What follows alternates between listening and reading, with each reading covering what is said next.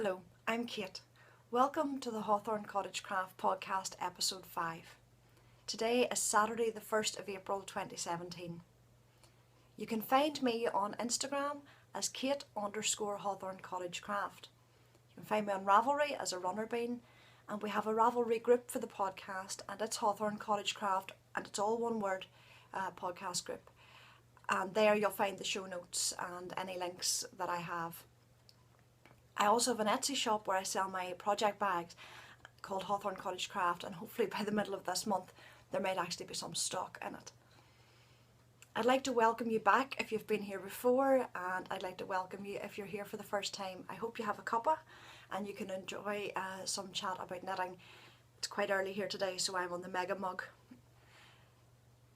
What I want to start with today is a huge thank you to all those who have been visiting the cottage so far and who have subscribed to the YouTube channel. This week the numbers passed 500 on the subscriber list, and that just thrills me to no end. I hadn't expected anywhere near those numbers when I started this, so I really do appreciate the fact that you've taken the time to watch the podcast and to subscribe to it.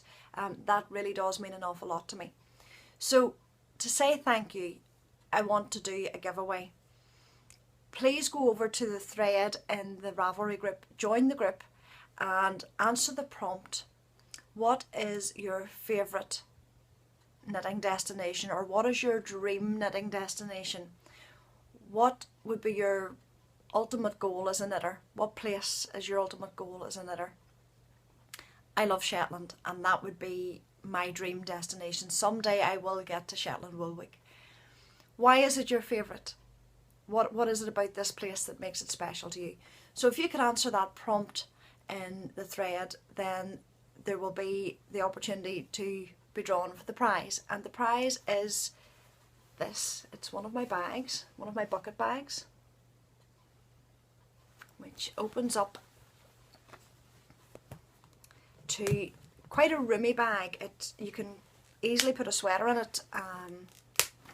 It folds down and sits like a bucket, and it has the contrasting lining, and it sits on its own. It's interfaced with quilting. So that is in the prize, and also a beautiful skein of fine fish yarns. You know, fine fish yarns is one of my favourites, and Terry very kindly donated this beautiful skein which has all the lovely spring colours in it.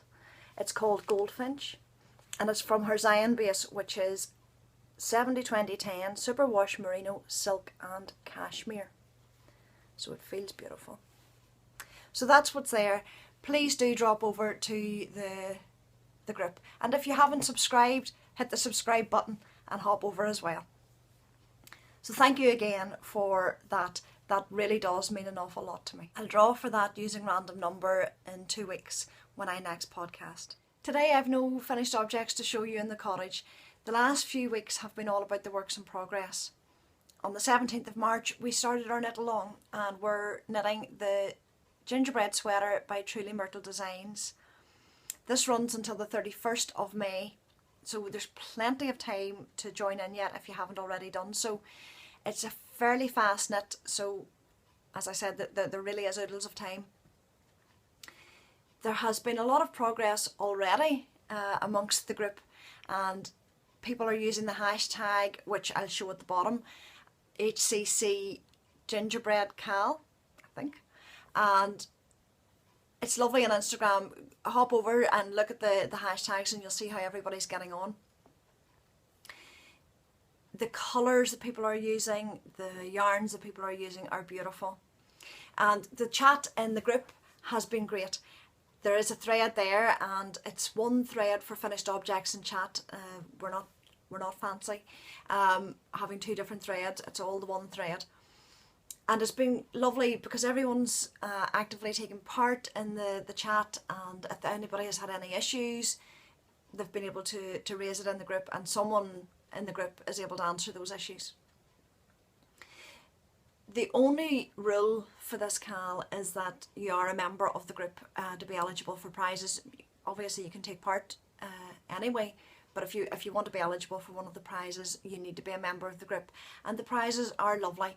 We have, as a first prize, one of my bags, along with a pattern donated by Libby Johnson herself, who is truly Myrtle. And she has also very kindly donated 4 other pattern prizes to 4 other winners, a pattern of their choice from her designs. And I have also added another pattern into that, and it's a pattern of any pattern up to the value of $10 US from Ravelry. So there are lovely prizes to work for as well. The progress, as I said, has been beautiful. The pattern can actually be purchased on Ravelry. I should have said that. If you wish to buy the pattern to take part in the Cal, it's available on Ravelry. And it's for double knit. So that's what you're looking for, double knitting yarn, and you can join in with us. My sweater is making progress, and I'm very, very happy with the progress. It really is a fast knit. People say I'm a fast knitter. I don't think I am, but this one is knitting up quickly. It's a top-down construction, and I'm at this stage.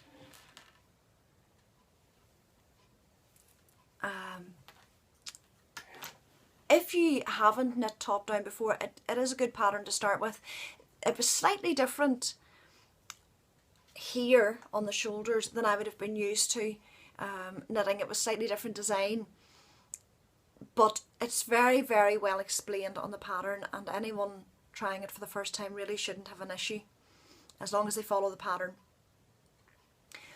Once you get to the arm, bottom of the armhole, it's joined in the round, and this part of the sweater just zooms along. It's stocking stitch, it's very plain, and you really do zoom down it. It's brilliant if you're watching TV, or I think a lot of people like audiobooks. It's the kind of thing you can just work away to and not really have to think about this bit.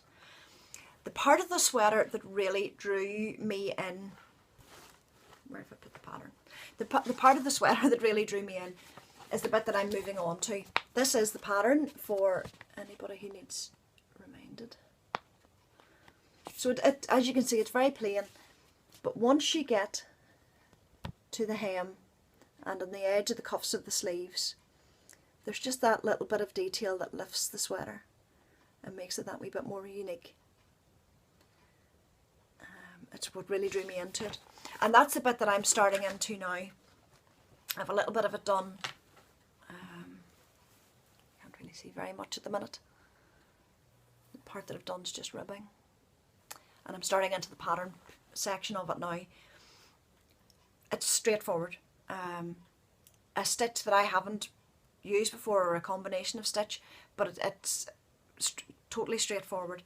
So once I've that bit done, I'll be able to start the sleeves, and hopefully I'll go down the sleeves as quick. I know sleeves can be a little bit like knitting socks. It can be the bit of a sweater that people don't enjoy doing, but I think once I have the body of it done, I'll be so ready to do the sleeves and to see this done and complete so that I can wear it.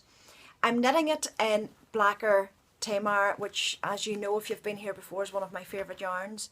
This is the colour. It shows up. It's Tala Water. It's a blue-grey colour. And this is the label. And I really, really do love this yarn. I test drove the yarn a few weeks ago by knitting the Suma Stripe shawl. I used different colours, and I had found an extremely soft, squishy yarn. There's a beautiful hand to it. I'm not very au fait with breeds, and it's something that I would love to research more and actually become more knowledgeable about, to actually know the sheep breeds that are used. I looked on the Blacker site, and Tamar is a mixture of Teeswater, Wensleydale and Leicester Longwool, and the combination of those sheep fleeces make the most beautiful yarn. It's very, very soft to work with. I don't find it itchy or irritating to the skin. I'm quite happy to wear this next to skin. And I think once this is washed and blocked, it'll be again, my technical terms, the squishiest yarn, squishiest jumper to wear. I'm knitting it on 4mm, which is a US 6, and 3.75mm, which is a US 5 needle, and it's the Knit Pro Carbons, which are perfect for this project, because the majority of the project is stocking stitch. The blunt tips aren't an issue, and I like the carbons anyway. So it really is a lovely knit. I hope that if you haven't heard of the CAL yet, or you're thinking about joining the CAL, that you do. It's good fun, and because I know in this hemisphere we're going into the summer, but certainly in my part of the world, a sweater in the evening is still sometimes required in high summer, and in the southern hemisphere you're going into winter, so it's perfect. And I hope you take part. It is good fun, and hopefully by next week I will have sleeves, if not one done, at least certainly both in progress. Progress on my other works in progress over the last few weeks has been quite slow, but I thought I would show you the little progress that has been made on the socks. I had started the Grand Central socks by Mina Phillip from her New York sock collection. Most of you will know Mina as the Knitting Expat, and I'm really enjoying this. It's just, as I said, progress has been slow. You'll see where I was the last time. I got a little bit done.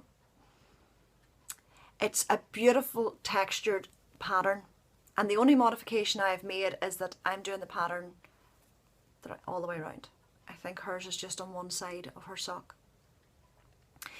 I am knitting this in Fine Fish yarns, and it's her SB Eider. I don't know if you were getting a real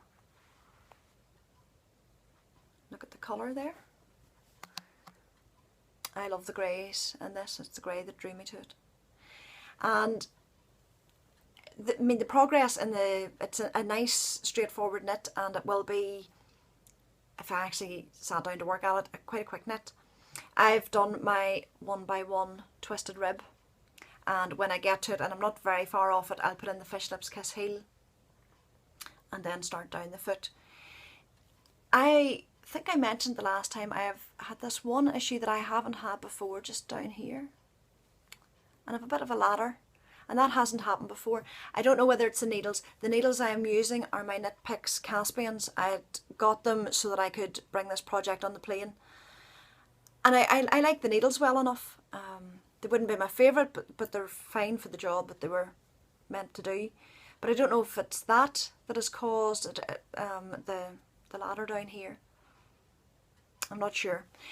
Any socks that I do, if I'm using a pattern, I'll use the pattern for the main body of the sock, but I always put in just my normal rib. I have actually changed from the 2x2 rib to the 1x1 rib, and surprisingly, I don't know why, it feels faster. I think I said before that the 2x2 rib can feel quite tedious, but this, I don't know for what reason, it's faster, and I do like the texture of it. And I'll put in my own heel to it, and then just use the pattern for the rest. It is a nice knit. Hopefully by the next time I'll at least have gone past the heel and be working on the foot. It's just, I pick it up and set it down, but I've been so absorbed in the sweater that the socks really haven't had an awful lot of work. So that was the pattern for the Grand Central socks by Mina. And the other sock is the infamous sock for my husband. It's getting there, slowly. I actually can't remember if I moved that from the last time. I don't know if I had actually turned the heel the last time. I'm on the foot. Thankfully his feet aren't huge, so it shouldn't take too much longer to work down the foot. It's very much pick it up when I feel like it, or when I'm watching something that I want to concentrate on. Last night as a family we watched Fantastic Beasts for the first time brilliant movie. And it was great to be able to sit and work on this because I didn't have to look at it. And it also kind of did that guilt-free thing. I was sitting knitting on his sock as he sat beside me, and I was able to show that I was knitting on his sock, because sometimes I get the, where's my sock? Am I going to get socks? So he saw that I was working on them, albeit for an hour or two. The yarn is Opal. It's their music festival series, and it's 9046 Rock Night. I'm not sure actually if this colourway is still available. It might be available on some websites. It's blues and greys and light greys and dark greys. But you can look for it. You might be able to find it. It's a vanilla sock. It's quick. I put in the heel flap and gusset to his socks because on advice from everyone, and just kind of my instinct, I thought it might wear better for him. I don't think the Fish Lips Kiss would be his thing. So it's coming on. It progress is slow. The socks. Partly, now I haven't got very far in the next project, but part of the reason that the socks were slow as well, certainly the sweater was the big pull. But the other thing that took my attention was a cast on. I had a bit of cast on-itis, and I have seen this doing the rounds in the last couple of weeks. It's a new pattern, and it is the Busta Beanie by Gudrun Johnson. Gudrun is the new patron of Shetland Wool Week. It was announced in Edinburgh, and her pattern was released then. If you're interested in getting her pattern, I don't have a great picture of it here. I can try and show you that. See if that works. It's free. The pattern is free on the Shetland Wool Week site, and I'll put the links in the show notes, and I'll put it on the screen here at shetlandwoolweek.com, and you can sign up and download the pattern for free. And I just got drawn in. It's a beautiful, beautiful pattern, and anybody who has knitted, and I mean there are quite a few of them that are already knit in the last fortnight that are appearing on Instagram, and they're beautiful. I am doing the second, well, I'm kind of loosely doing the second colourway, the one in the middle. And I love it with the burnt ochre, which is the colour there. But I wouldn't wear a lot of those colours, and I changed it. That was the one colour I changed. So I'm using Jameson's of Shetland. Again, one of my favourite yarns. Lovely sheepy smell, which you know is high on my list of likes. And this is their label, and I can show you the yarn. It's Jameson's label. It's their Spindrift. And the colours that I'm using that are the same as the recommended are, this is the Merry Dancers, which is it's quite black, and the Rain, which is a more natural colour. And then I transferred the Burnt Ochre, which is the pattern recommendation, to this one, which is Red Currant. And I think the three together, whoops, will be nice. It'll not be quite as bright, but it'll be nice, and a lovely big red pom-pom then on the top. So I've only got started really. I haven't done very much on it. I'm working on the rib.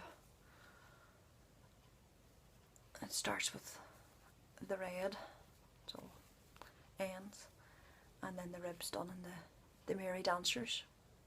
And then I'll start into the colourwork pattern.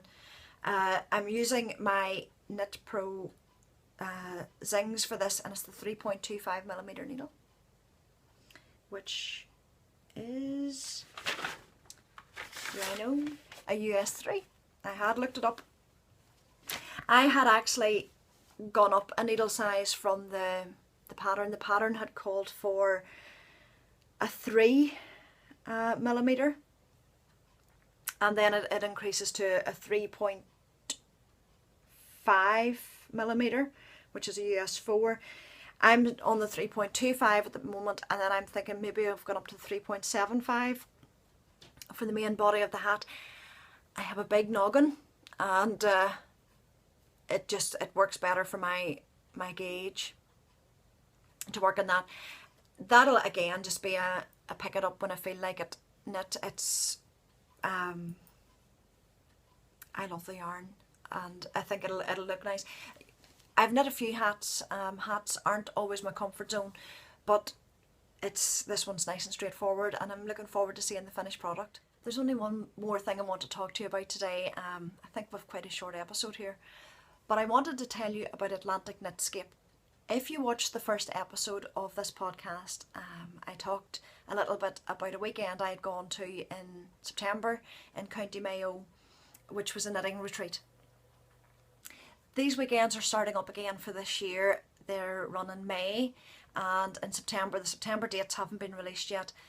The May dates have been released. Most of them are booked up, and I know it's quite short notice, but the very first weekend, which is the 5th to the 7th of May, still has places available, and I wanted to let you know about it. I'm going on the 5th to the 7th.